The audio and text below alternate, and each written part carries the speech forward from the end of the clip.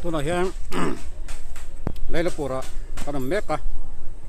ตัวนี้lấy của con khăn này anh police gate po alo rock CRPF điều tiền tama cho nên hay maru lua PCLS ni tu panen kan zakala hay mi soi vang vang ko hay tu la hiam pura zote pudilu te input thap thap tong o meeting me ka tu na hian hay mai do kan tu mani an ngai dan asam helam pang mi pui an ngai dan te sei ven dua cho nên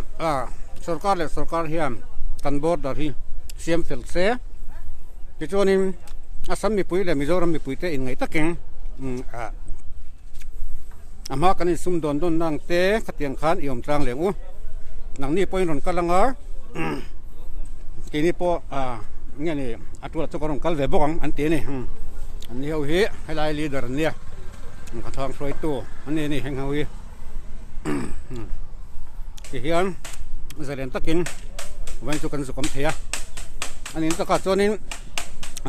real ru kha anom vak bik lawa kelama magistrate in phalna min pe a ti chuan phalna min pe a an ni lamin real ru kha anom vak lo wangin kita CRP lo tang khan miron an khotlang soi tu te miron soi avea miron escort veni chu Ison hay CRPF ten employ kain bia hey sar hi min ti ve liam ti ham an ni neutral to rang ai duty ve thau khan nia ke sa ap asami se boro yang hay kain bye lob pa ke ni chu amunda zu to cái lồng gì